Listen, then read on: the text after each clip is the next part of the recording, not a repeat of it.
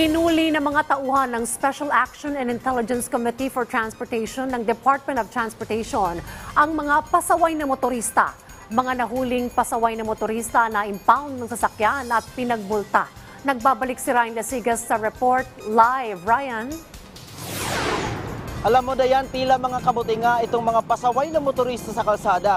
Malas lang nangiilan dahil nalalambat sila sa tuwing nagsasagawa ng operasyon ang Special Actions and Intelligence Committee ng DOTR. Kaya ang resulta, impound na nga ang kanilang sasakyan, may bonus pang multa.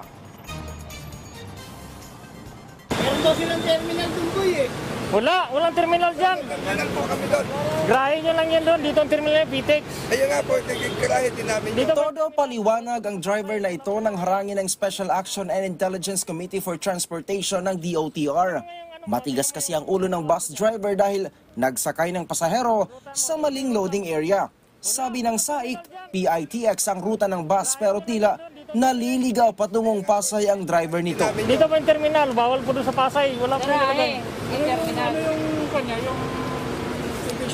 Tinan mo nga yung ano mo, tinan mo yung uwan mo dyan. Ruta nila.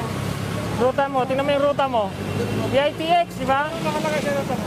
Walang Pasay, wala kayong terminal pa. May terminal kayo doon, allowed kayo drive, pero kung magkuha kayo ng pasahero doon, bawal. Pero mas lalo pang napatrobol ang pasaway na driver. Nabisto kasing lumalarga siya nang walang prangkisa. Ay, patay tayo dyan.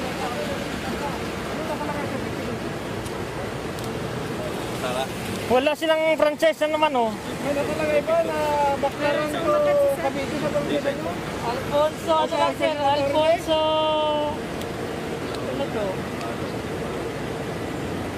PITX, Baya Tagaytay. Oo. PITX, wala kayong Pasay dyan. Pilit pang nilulusot ng driver ang ruta na kanyang dinadaanan pero hindi umubra sa operating team ang kanyang alibay. Binaklas pa rin ang plaka at na-impound din ang sasakyan. Baklas natin plaka?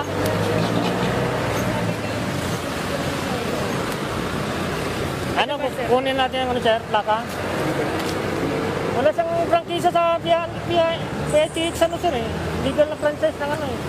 Pasay to, ano yan, Dasmariñas, Tagaytay.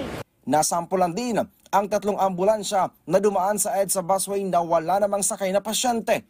Nitong buwan ng Pebrero lang, umaabot na sa mahigit 6 na po ang sasakyang nauhuling kolorum ng SAIC.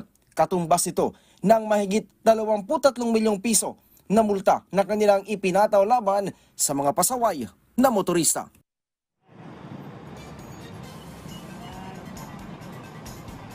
Diyan sa mga oras na ito ay nandito tayo sa bahagi ng Philcoa at makikita mo nga dito sa aking likuran ay talagang blockbuster na yung pila ng mga sasakyan. Kung kaya't yung ilan sa ating mga kababayan ay pahirapan na yung pagsakay ngayong umaga. Yung mga iba dyan ay naghahabol na, malilate na sa kanilang mga trabaho. Ang tukod ng traffic dyan ay mula pa dun sa may bahagi ng Commonwealth Avenue at magtutuloy-tuloy niyan hanggang sa may bahagi ng Circle. Magkabila ang lane ay punong-puno na yung mga sasakyan sa mga oras na ito. Dayan.